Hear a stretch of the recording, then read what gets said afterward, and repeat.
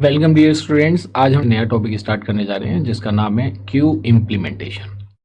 जैसा आप अपनी स्क्रीन पे देख पा रहे हो, इस टॉपिक को कंप्लीट करने के बाद आप ये two different learning outcomes achieve करोगे। वैसे तो ये एक ही लर्निंग आउटकम है, लेकिन इसके हमने टू डिफरेंट सब पार्ट्स बना रखे हैं। Implementation with the help of array and with the implementation with the help of linked list. तो देखिए, जैसा आप जानते हैं, एरे के साथ इम्प्लीमेंटेशन को हम स्टैटिक इम्प्लीमेंटेशन भी बोलते हैं और क्यू के साथ इम्प्लीमेंटेशन को हम डायनामिक इम्प्लीमेंटेशन भी बोलते हैं। ये आप जानते हैं, ये स्टैटिक मेमोरी एलोकेशन है, डायनामिक मेमोरी एलोकेशन। तो एग्जाम में ये उन नाम से भी पूछे जा सकते हैं।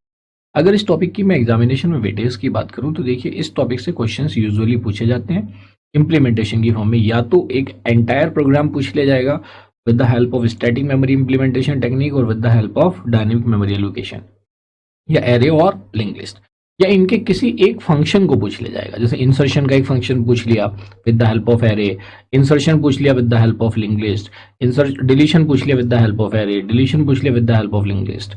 या वो कुछ भी मेंशन नहीं करता, सिंपल आपसे इंसर्शन और डिलीशन ऑपरेशंस की बात करता है और उनके सी फंक्शंस लिखवाता है।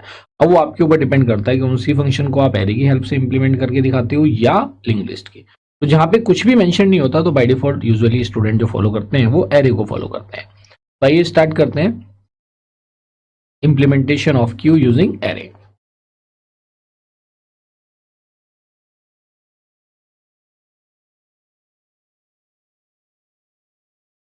Queue implementation using array.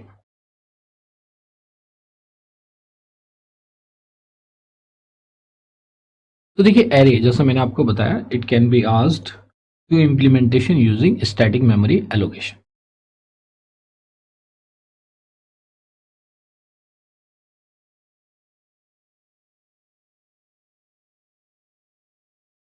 Using static memory allocation. In short, it is known as SMA. Clear है? तो एरे की हेल्प से या स्टैटिक मेमोरी एलोकेशन की बात करें तो दोनों का मीनिंग सेम है। तो जब हम इम्प्लीमेंटेशन करते हैं तो इम्प्लीमेंटेशन में हमें कौन कौन से फंक्शंस का ध्यान रखना है। तो देखिए, इम्प्लीमेंटेशन करते टाइम हमें जिन चीज़ों का पता होना चाहिए, फर्स्ट है, एक तो हम लिंक लिस्ट को क्रिएट कर सकते हैं। दूसरा, हम उसके अंदर एलिमेंट्स को इंसर्ट कर सकते हैं। थर्ड है, हम उससे एलिमेंट्स को डिलीट कर सकते हैं। एंड फोर्थ है, हम उसके एलिमेंट्स को डिस्प्ले करा सकते हैं। डिस्प्ले और यू कैन से ट्रेवर्स और यू कैन से प्रिंट, इन सब का मीनिंग सेम ही होता है, ये तो आप जानते ही हैं। अब जब इसका हम प्रोग्राम बनाने जा रहे हैं तो इसके प्रोग्राम को देखिए, हम स्विच का यूज भी कर सकते हैं। स्विच स्टेटमेंट का यूज करके हम 4 डिफरेंट केसेस बना दें, एक एक केस के अंदर ये परफॉर्म हो और उसका रिजल्ट डिस्प्ले हो जाए। दूसरा ऑप्शन क्या है, हम इन 4 फंक्शंस की डेफिनेशन अलग अलग दे दें और इन फंक्शंस को हम मेन में कॉल कर लें और एलिमेंट्स को क्या करा दें, डिस्प्ले करा दें। तो ये हमारे ऊपर डिपेंड करता है कि हम उसको कैसे इंप्लीमेंट करना चाहते हैं। तो मैं आपको यहाँ पे जो कराने जा रहा हूँ, पहले हम वही हेडर फाइल डिक्लेयर करेंगे, जो वेरिएबल्स की रिक्वायरमेंट है उन्हें ग्लोबली डिक्लेयर करेंगे, इन फंक्शंस की डेफिनेशन दे देंगे और इन सबको फिर मेन फंक्शन के अंदर स्विच की हेल्प से कॉल कर लेंगे। जिस केस को भी वो प्रेस करेगा उसी केस के करस्पॉन्डिंग ऑपरेशन परफॉर्म हो जाएगा। जैसे 1 फॉर एक menu driven program, basically we are going to write a menu driven program. इससे पहले अभी तक हमने इसमें मेन्यू ड्रिवन प्रोग्राम नहीं करा। कई बार एग्जामिनेशन में वो मेन्यू ड्रिवन प्रोग्राम की भी बात कर लेता है।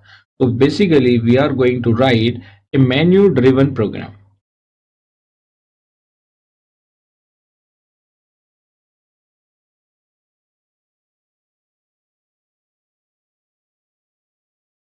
सबसे पहले क्या आएगा, header files hash include standard input output header file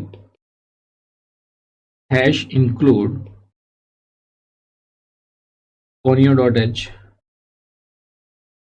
then void main। अच्छा, void main तो हम बाद में लेके आएंगे। हैश डिफाइन मैक्सिमम साइज जो हम यूज करते हैं, मैं उसकी वैल्यू दे देता हूँ। मैक्स साइज या मैक्स ही ले लिया, तो उसकी वैल्यू ले ली मैंने 50। क्यू का जो मैक्सिमम साइज है वो 50 है। एक एरे डिक्लेयर कर देते हैं, say array is of integer type और name of the array is Q. और क्यू के अंदर हमने क्या दे दिया, मैक्स साइज +1, 51 हो गया बेसिकली, कॉमा। और हमें क्या क्या जरूरत पड़ेगी, हमें फ्रंट और रियर पॉइंटर्स की भी जरूरत पड़ेगी। जैसे हमने स्टैक को इंप्लीमेंट किया था और टॉप की वैल्यू को -1 दे दिया था, इनिशियली हमने एज्यूम कर लिया फ्रंट भी -1 है और रियर की वैल्यू भी क्या है, -1 है। मतलब they are not pointing anywhere in the queue, और आपका क्यू क्या है, एम्प्टी है, और उसको हमें फ्रेश ही क्रिएट करना है। बेसिकली इसका ऑब्जेक्टिव यहाँ पे समझने का ये है। आइए तो अब सबसे पहले हम क्रिएट फंक्शन बनाते हैं, but we are not returning any value through create function, तो हम क्या लिखेंगे, वॉइड क्रिएट, ये एक फंक्शन बना दिया। इस फंक्शन को बनाने के बाद हमें क्या जरूरत पड़ती है, पहले हम रियर की वैल्यू को बढ़ाते हैं। अब देखिए इसको हम डू वाइल के अंदर भी डाल सकते हैं। किसके अंदर डाल सकते हैं, डू वाइल लूप के अंदर। क्या अगर आप उसके अंदर एलिमेंट ऐड करना चाहते हैं तो प्रेस यस, अगर नहीं करना चाहते हैं तो कुछ भी एलिमेंट प्रेस कर दें। तो मैंने यहाँ पे डू लगाया,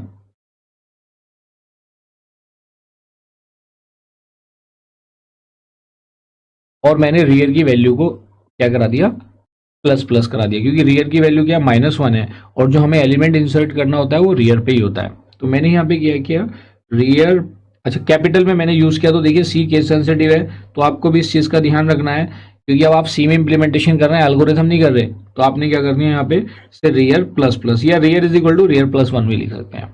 ये आपने यूज कर लिया। इसके बाद print F, enter the element, enter the element. आपने इसमें एलिमेंट को इनपुट कराने के लिए आपने लिखा स्कैनएफ %d, %m। देखिए जिस एलिमेंट को इनपुट कराना है उसको भी लेना पड़ेगा, तो हम यहाँ पे इस क्रिएट फंक्शन के अंदर ही, लेकिन एलिमेंट तो कहीं पे भी यूज होगा, तो मैं ऊपर ही ग्लोबली डिक्लेयर कर देता हूँ, कॉमा एक हमने एलिमेंट वेरिएबल ले लिया, जिसकी हेल्प से हम एलिमेंट को इंसर्शन डिलीशन परफॉर्म करेंगे या क्रिएशन करेंगे। एलिमेंट, देखिए एलिमेंट में ई मैंने ऊपर जो डिक्लेयर किया ई कैपिटल है, बाकी सब स्मॉलर है। एलिमेंट इनपुट करा दिया, और अब हम क्या करेंगे, लेकिन ये जो एलिमेंट हमने इनपुट कराया है, इस एलिमेंट को इनपुट कराने के बाद इंसर्ट भी करना पड़ेगा। किस पोजीशन पे करना पड़ेगा, क्यू की रियर पोजीशन पे। हमने क्या किया, क्यू की रियर पोजीशन पे इस एलिमेंट को असाइन कर दिया, इसको हमने असाइन कर दिया। और फिर से वो आपसे पूछता है, do you want to enter new element, printf new line, do you want to input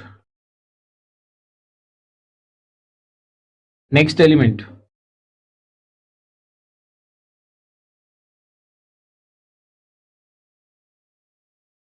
तो उसके लिए आपने यहां पे लिख भी दिया प्रेस वाई। अगर करना चाहते हैं तो आप वाई को प्रेस करें, और उसको जब आप प्रेस करेंगे तो हमें यहाँ कैरेक्टर वेरिएबल भी लेना पड़ेगा। तो से मैंने यहाँ पे इस क्रिएट फंक्शन में एक कैरेक्टर ch नाम का वेरिएबल ले लिया। देखिए मैंने ऊपर अभी यहाँ पे डिक्लेरेशन दी एक नए वेरिएबल की, क्यों, क्योंकि मुझे उसका यहाँ पे यूटिलाइजेशन करना है। तो मैंने क्या लिखा है, यहाँ पे ch को इनपुट करा दिया, ch is equal to get ch, eco के साथ ये कैरेक्टर इनपुट हो गया। आपने एक कैरेक्टर इनपुट किया और वो ch में स्टोर हो गया। इसके बाहर वाइल लूप के अंदर आपने कंडीशन लगा दी, while ch double equal to Y. अगर उसको वाई मिल जाता है तो वो यहाँ पे कंटिन्यू करेगा, अदरवाइज वो ब्रेक कर जाएगा, क्योंकि कंडीशन फॉल्स हो जाएगी। और आपने इस क्रिएट वाले फंक्शन को क्लोज कर दिया। तो बेसिकली आपने देखा कि हमने यहाँ पे डू वाइल लूप यूज किया, और ये वाला हमारा किसको क्लोज कर दिया, हमने यहाँ पे क्रिएट को क्लोज कर दिया। तो इस तरह से आपकी क्यू यहाँ पे क्रिएट हो चुकी है, जितने नंबर ऑफ एलिमेंट्स की क्यू आप क्रिएट करना चाहते हैं। लेकिन उसकी लिमिटेशन अपनी रहेगी। क्या लिमिटेशन रहेगी, जो हमने ऊपर क्यू का साइज यहाँ पे मैक्सिमम कितने साइज की बना सकते हैं, 50 की। यही ड्रॉबैक होती है स्टैटिक इम्प्लीमेंटेशन की, आप जानते ही हैं कि रन टाइम पे ना तो हम उसके साइज को इंक्रीज कर सकते हैं ना डिक्रीज कर सकते हैं, जिसकी वजह से या तो शॉर्टेज ऑफ मेमोरी होती है या वेस्टेज ऑफ मेमोरी होती है। तो क्रिएट फंक्शन आपने बना लिया। अब आइए हम इंसर्शन का फंक्शन बनाते हैं। तो जब कोई एलिमेंट किसी क्यू में हम इंसर्ट करते हैं तो किस पोजीशन पे करते हैं, रियर पे। और हम सबसे पहले क्या कंडीशन चेक करते हैं, कहीं क्यू फुल तो नहीं है। जब क्यू अगर फुल है तो या तो क्यू फुल का मैसेज प्रिंट करा देंगे, या हम क्या प्रिंट कराएंगे, ओवरफ्लो वाला मैसेज। तो आइए सेकेंड फंक्शन, अब हम इंसर्शन के लिए जा रहे हैं। सिर्फ वॉइड इंसर्ट क्यू, जो मैंने एक सिंपल वेरिएबल ले लिया, नेम ऑफ द क्यू है, इंसर्ट करने जा रहे हैं। अब यहाँ पे ये बात आती है कि क्या हम उस एरे को जो हमने क्रिएट किया वो इसके अंदर पास करें। उसी से हमें पता चलेगा कि हमारी क्यू में एलिमेंट्स हैं या नहीं है। तो हमारे पास दो ऑप्शन होते हैं, हम फंक्शन विद आर्ग्यूमेंट भी कर सकते हैं और फंक्शन विदाउट आर्ग्यूमेंट भी कर सकते हैं। तो चलिए हम इंसर्ट वाला फंक्शन भी विदाउट आर्ग्यूमेंट वाला ही बनाते हैं, जैसे हमने क्रिएट वाला बनाया था। अब हमने ये इंसर्ट वाला फंक्शन बना लिया, तो इसके अंदर सबसे पहले क्या कंडीशन चेक करेंगे, हम चेक करेंगे कि क्या हमारे पास रियर की वैल्यू मैक्स साइज -1 है। तो हम चेक करेंगे इफ, देखिए rear is equal to double equal to, हमने क्या चेक किया कि क्या वो मैक्स साइज है, मैक्स लिया है मैक्स साइज, लेट अस सी, हमने यहाँ पे क्या लिया, मैक्स ही लिया है। तो अगर वो डबल इक्वल टू मैक्स है, क्योंकि हमारे पास नंबर ऑफ एलिमेंट्स कितने हैं, मैक्स प्लस 1 है, तो हमने रियर की वैल्यू चेक कर ली, rear is double equal to क्या मैक्स है। अगर ये वाली कंडीशन ट्रू होती है तो हम क्या प्रिंट करा देंगे, प्रिंट एफ मैसेज डिस्प्ले करा दो क्यू इज फुल, या ओवरफ्लो कंडीशन भी लिख सकते थे इस मैसेज की जगह, और यहीं पे हम इसको एग्जिट करा दें। तो जब हम एग्जिट फंक्शन यूज करते हैं तो उसके लिए हमें एक एडिशनल हेडर फाइल इंक्लूड करनी पड़ती है जिसका नाम है process.h। तो यहाँ पे आप एक और हेडर फाइल इंक्लूड कर लेंगे process.h, उससे आपके पास एक और हेडर फाइल, मैंने देखिए ऊपर लिख रहा हूँ मिनो ड्रिवन प्रोग्राम के नीचे #include, आपने लिखा process.h, और इसका रीजन क्या है, एग्जिट फंक्शन के लिए, क्योंकि इसकी डेफिनेशन किस में डिफाइंड है, process.h में। क्लियर है। आप देखिए बिल्कुल एल्गोरिथम को ही हम सी फंक्शन में लिख रहे हैं, ये चीज मैं पहले भी आपको बता चुका हूं भाई, आपने चेक कर लिया कि वो फुल तो नहीं है। अब देखिए यहाँ पे एक चीज और है, जब मैंने एल्गोरिथम कराई थी तो उसमें front is equal to 0 rear is equal to max लिखवाया था, या मैक्स साइज -1, क्योंकि यहाँ पे मैक्स प्लस 1 साइज है बेसिकली। तो आपको यहाँ पे ये चीज समझनी है कि ये जो मैंने rear double equal to max लिखा है, या इसको अच्छे एक काम करिए, कंफ्यूजन दूर करने के लिए इसको मैं मैक्स साइज -1 ही कर देता हूँ। ये मैक्स ही है, मैंने इसका एरे का साइज यहाँ पे कितना लिया, मैक्स से लिया। मैंने यहाँ पे देखिए एडिटिंग करी है, इसको आप भी एडिट कर लो, क्योंकि एल्गोरिथम से फिर वो मैप हो जाएगा एज इट इज। तो मैंने यहाँ पे कंडीशन लगा दी कि रियर डबल इक्वल टू, देखिए यहाँ पे भी मैं एडिटिंग कर रहा हूँ, rear double equal to max size -1, अभी आपकी बिल्कुल एल्गोरिथम को मैप करेगा। अब मैंने यहाँ पे फ्रंट इज इक्वल टू 0 नहीं लिखा, क्यों, क्योंकि यही तो ड्रॉबैक है लीनियर क्यू की। लीनियर क्यू के अंदर क्या होता है कि मान लिया आपके पास ये क्यू है, इसके अंदर कुछ एलिमेंट्स हैं 0 1 2 3 एंड से 4, ये 5 एलिमेंट्स का क्यू है, और इसके अंदर एलिमेंट्स हैं मान लिया 2 3 4 5 एंड 6। अब है क्या कि मेरे जब फ्रंट यहाँ पे 0 है और रियर की वैल्यू कितनी है 4 है, अब मान लिया कुछ एलिमेंट फ्रंट से डिलीट हो गए, मान लिया भाई फ्रंट से मैंने ये 2 डिफरेंट एलिमेंट्स को डिलीट कर दिया और मेरा फ्रंट 2 पे पॉइंट कर रहा है। अब इसके ड्रॉबैक क्या है, क्योंकि ये सर्कुलर नहीं है, तो होगा क्या कि आप अगर इसके एक एलिमेंट भी होगा लास्ट पोजीशन पे, मान लिया अगर इसमें ये सिचुएशन आ जाए और एलिमेंट डिलीट हो गए, 4 भी डिलीट हो गया 5 भी, अब फ्रंट भी इसको ही पॉइंट कर रहा है और रियर भी इसको ही पॉइंट कर रहा है, देखिए इस पॉइंट को समझ लो। तो इसका मतलब क्या हुआ, क्या मैं इसमें फर्दर एलिमेंट इंसर्ट कर सकता हूं, नो भाई इस केस में तो नहीं कर सकता। एक पॉसिबिलिटी बनती है, क्या पॉसिबिलिटी होती है, जो एरे की शिफ्टिंग प्रॉपर्टी होती है कि ये जो आपका एलिमेंट है इसको आप शिफ्ट कर दो लेफ्ट, लेकिन हम इसमें शिफ्टिंग प्रॉपर्टी अप्लाई नहीं करते। तो इसके हिसाब से क्या हुआ कि अगर रियर की पोजीशन फुल है तब भी हम क्या कह देंगे कि जी ओवरफ्लो कंडीशन, हम इसमें और एलिमेंट इंसर्ट नहीं कर सकते। वो अलग चीज है कि हम कैसे क्या कॉन्सेप्ट अप्लाई करेंगे, लेकिन लीनियर क्यू का यही रूल है कि भाई अगर लास्ट पोजीशन फुल है, तो इसलिए मैंने यहां पे कंडीशन क्या ली, अगर rear is equal to max size -1 है तब भी आपकी क्यू फुल ही कहलाएगी। इस ड्रॉबैक को ही एलिमिनेट करने के लिए कॉन्सेप्ट आता है सर्कुलर क्यू का, कि अगर लास्ट पोजीशन फुल है तो नेक्स्ट एलिमेंट का इंसर्शन कहां पे चला जाएगा, फर्स्ट पोजीशन पे चला जाएगा। क्लियर है। तो अभी अब जब नेक्स्ट टॉपिक करेंगे सर्कुलर क्यू का तो आपको और क्लैरिटी आ जाएगी। यहां तक ये क्लियर ये चीज समझ में आ गई। एल्गोरिथम में मैंने आपको पूरा फुल कराया था कि फ्रंट 0 रियर मैक्स साइज -1, लेकिन आप उसको वहां पे भी यही कॉन्सेप्ट अप्लाई कर सकते हैं कि रियर इज इक्वल टू अगर मैक्स साइज -1 है तब भी क्यू क्या कहलाएगी, फुल कहलाएगी। आइए अब आगे बढ़ते हैं। मान लीजिए ये वाली सिचुएशन नहीं है, क्यू फुल नहीं है, तो क्या होगा, आप नए एलिमेंट को इंसर्ट करेंगे, पहले उस एलिमेंट को आप इनपुट कराएंगे। इनपुट कराने के बाद जो इंसर्शन का प्रोसेस बताया था मैंने कि रियर की वैल्यू को बढ़ाएंगे और रियर पे आप क्या कर देंगे, क्यू के रियर पे आप एलिमेंट को इंसर्ट कर देंगे। बस वही प्रोसीजर हमें यहाँ पे अप्लाई करना है। Printf enter the element to be inserted, printf new line, clear है, printf enter the element to be inserted. अब हमने जब एलिमेंट को इंसर्ट करना है तो उसे मैंने यहाँ पे यूज कर लिया स्कैनफ %d, और हमने एलिमेंट नाम का वेरिएबल ऊपर ग्लोबली डिक्लेयर कर ही रखा है, तो उसे हमने एलिमेंट को यहाँ पे इनपुट करा दिया। अब वो कंडीशंस लगाएंगे जो कंडीशंस हमने बिगनिंग में डिस्कस करी थी एल्गोरिथम के। सबसे पहले क्या है, इफ सबसे पहले हमें रियर को पॉइंट आउट करना पड़ेगा एम्प्टी लोकेशन को। इफ अगर इसके अंदर फ्रंट इज इक्वल टू, या से फॉर एग्जाम्पल अगर इसके अंदर rear is equal to double equal to -1 है, तो आप क्या कर देंगे, या इसमें जरूरत ही नहीं है, सीधा rear is equal to rear plus, अगर रियर -1 भी है तो रियर प्लस प्लस से भी क्या हो जाएगा, 0 हो जाएगा, लेकिन उसमें फ्रंट को भी पॉइंट कराना पड़ता है। बेसिकली बात यहां पे ये आती है, अगर रियर -1 है तो डेफिनेटली फ्रंट भी क्या होगा, -1। अगर रियर की वैल्यू -1 है तो आप यहाँ पे क्या सेट कर देंगे, front is equal to 0 and rear is equal to 0। इसका मतलब जो आपका इंसर्शन होगा वो एज ए फर्स्ट एलिमेंट होगा, क्योंकि एरे की इंडेक्सिंग 0 से शुरू होती है।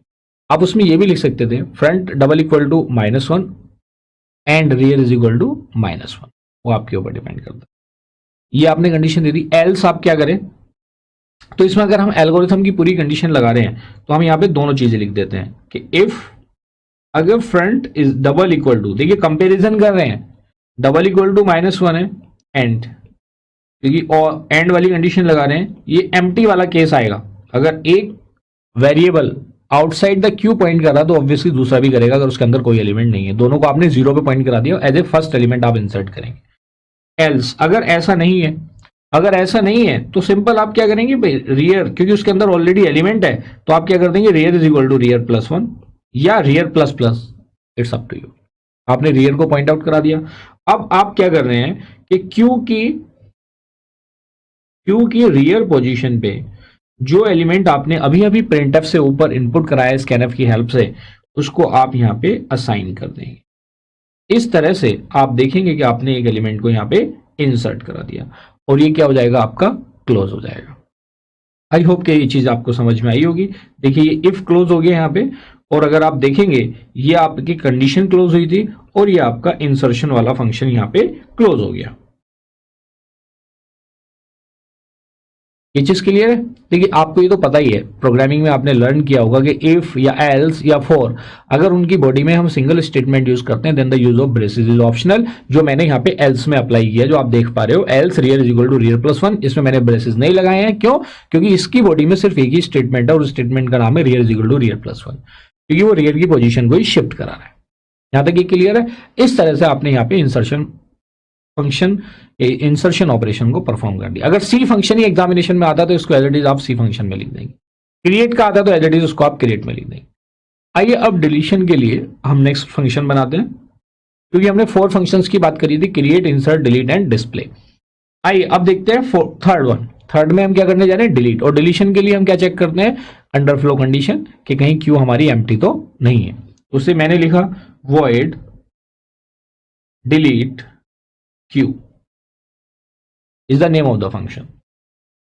और इसके अंदर हम क्या चेक करेंगे, सबसे पहले underflow condition. If front is equal to क्या है, -1 है एंड रियर भी क्या है, -1 है।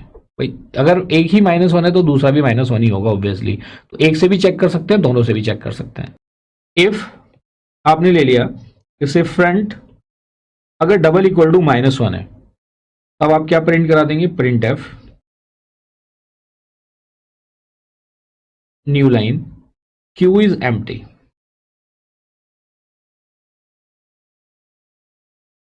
और यहीं से आप एग्जिट करा दोगे। और अगर ऐसा नहीं है तो ये आप जानते ही हैं कि क्यू की फ्रंट पोजीशन पे जो भी एलिमेंट होगा उसको टेम्परेरी वेरिएबल में हम कॉपी करा लेंगे, और चाहे तो हम डिलीटेड एलिमेंट को प्रिंट भी करा देंगे। ये तो आपने देखा ही था। तो आप क्या करेंगे, जैसे क्यू की हमने क्यू में स्मॉल क्यू लिया था या कैपिटल क्यू लिया था, जो हमने एरे डिक्लेयर किया है, C is case sensitive, be careful about it. देखिए क्यू जो मैंने यहाँ पे डिक्लेयर किया है, इस क्यू में मैंने जो यूज किया है स्मॉल में ही यूज किया है। तो जहां भी अगर बाई चांस मैंने क्यू कैपिटल क्यू ले लिया है तो इसको मुझे स्मॉल करना पड़ेगा। देखिए यहाँ पे मैं क्यू को स्मॉल कर रहा हूं, मैं स्मॉल से लिख रहा हूं because C is case sensitive. मैंने येलो से भी किया, देखिए उसको। सिमिलरली और कहाँ पे क्यू आया हमारा, और हमारा क्यू आया था यहाँ पे, देखिए मैंने यहाँ पे भी इसको स्मॉल से कर दिया है, Q U E Q E.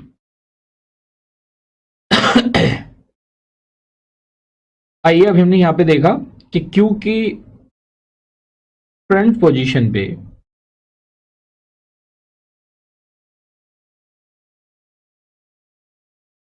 जो भी एलिमेंट है उसको हमने एक एलिमेंट नाम के टेम्परेरी वेरिएबल में स्टोर करा दिया। और इसको डिस्प्ले करा दो, print f deleted element is equal to,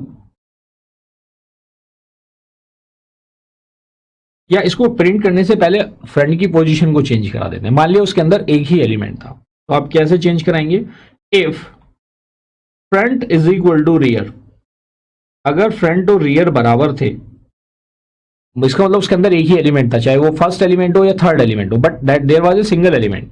तो जब वहां पे सिंगल एलिमेंट था, तब आप सेट कर देंगे कि front is equal to -1 and rear is equal to -1, single element था। एल्स में आप क्या कर देंगे, मान लिया उसके अंदर मल्टीपल एलिमेंट्स थे, तो सिंपल आप फ्रंट को बढ़ाते चले जाएंगे, front is equal to front +1, या you can write directly front ++। Clear है? बस अब डिलीटेड एलिमेंट को आप प्रिंट करा दो, print f new line deleted element is equal to, क्योंकि इंटीजर टाइप का %d, एलिमेंट, ये प्रिंट हो जाएगा और आपने इस फंक्शन को यहाँ पे क्लोज कर दिया। क्लियर है? QMT वाली कंडीशन भी चेक होगी, ये भी होगी। तो 3 फंक्शन हम यहाँ पे क्रिएट कर चुके हैं, create the Q, insert an element into the Q and delete the element from the Q. तीनों फंक्शन, एग्जाम में फंक्शन भी पूछे जा सकते हैं, तो आप फंक्शन भी लिख सकते हो, जैसे जैसे हमने ये फंक्शंस लिखे हैं यहाँ पे। लास्ट जो डिस्प्ले वाला है, तो let us display the Q element, void display Q, और इसके अंदर भी हम कोई एलिमेंट पास नहीं कर रहे हैं। तो जब हम क्यू को डिस्प्ले करने जा रहे हैं, तो अब हम ये करने जा रहे हैं क्यू को डिस्प्ले, तो डिस्प्ले का मतलब हुआ प्रिंट। तो हम क्या लिया, हमने एक इंटीजर वेरिएबल ले लिया to run the loop for, या ऊपर आप मैसेज लिख दो, क्यू एलिमेंट्स आर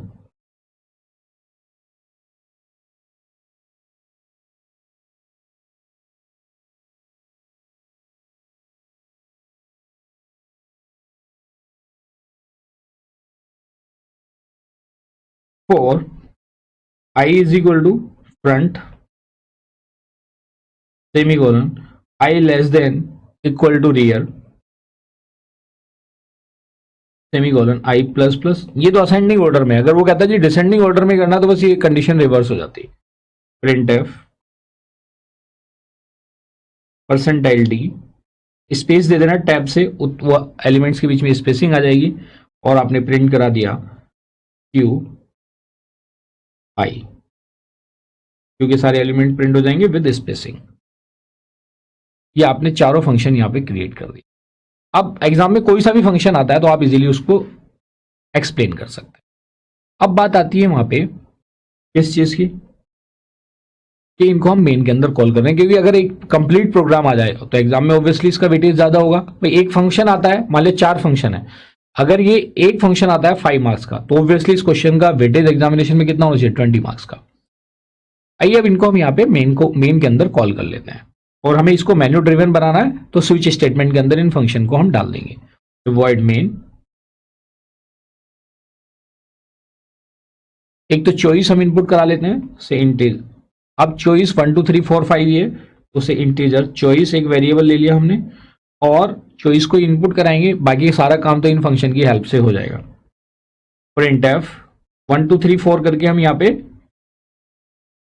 मेन्यूज बना देते हैं, क्योंकि इसलिए इसको मेन्यू ड्रिवन बोलते हैं। 1 हमने बना दिया, फर्स्ट क्या है, क्रिएट न्यू लाइन, नई लाइन में चला जाएगा। फिर आपने क्या बनाया, print F cursor new line में चला जाएगा। सेकंड आपने बनाया insert new line. Third menu आपने बनाया print F delete new line. Print f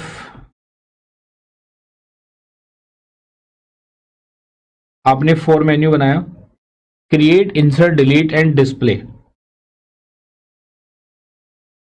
new line. Print F enter the choice,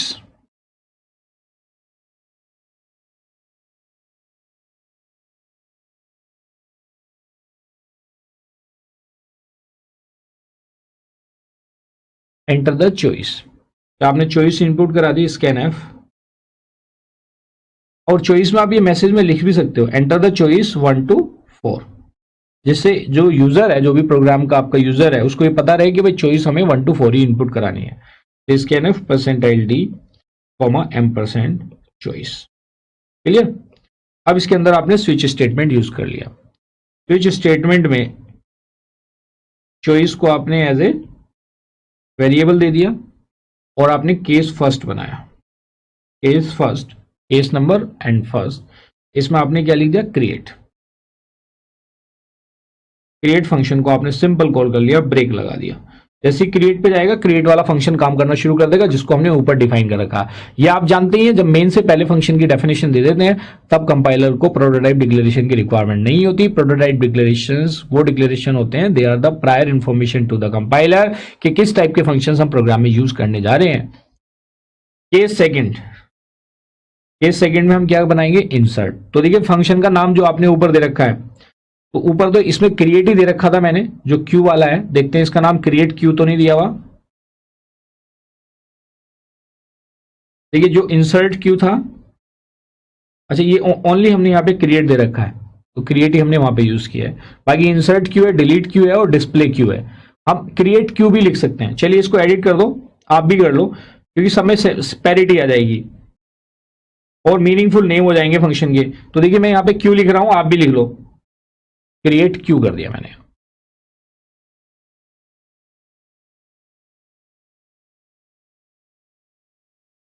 तो मैंने यहां पे भी क्रिएट क्यू कर दिया। देन केस सेकंड क्या था, इंसर्ट क्यू,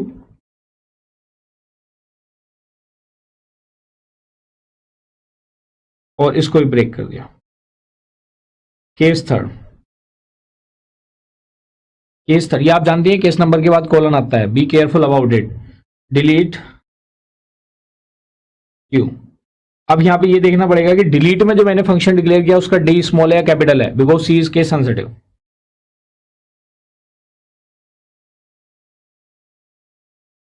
डिलीट का देखिए इस फंक्शन में डी स्मॉल है, तो हमें इन चीजों का ध्यान रखना है। डी इज स्मॉल क्योंकि सी केस सेंसिटिव है, ब्रेक। नेक्स्ट केस 4, इसके लिए आ जाएगा डिस्प्ले। अब हम ये भी देख लेते हैं कि डिस्प्ले का डी स्मॉल है या कैपिटल है। डिस्प्ले का डी कैपिटल है, डिस्प्ले क्यू, ये कॉल कर लिया, ब्रेक। और इसके बाद क्या दे देंगे, डिफॉल्ट। प्रिंट एफ, इसमें कोई भी मैसेज जो आप देना चाहते हैं वो आप दे सकते हैं। Please enter your choice in between 1 to 4।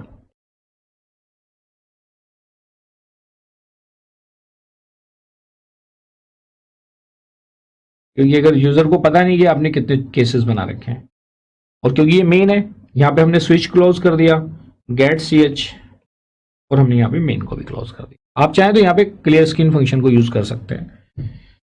ये क्लियर है। तो इस तरह से आपने एक ओवरऑल प्रोग्राम बनाया जिसमें आपने देखा कि एक क्यू को हम एरे की हेल्प से कैसे इंप्लीमेंट करते हैं। तो ये एक एंटायर प्रोग्राम है। तो मैंने आपको बताया कि अगर एंटायर प्रोग्राम आता है तो इसका वेटेज बहुत ज़्यादा मार्क्स का होगा। यूजुअली इसके कुछ फंक्शंस को पूछ के वो टेस्ट कर लेता है कि आपको इंप्लीमेंटेशन आता है या नहीं आता है। क्लियर है। But now let us have a knowledge check.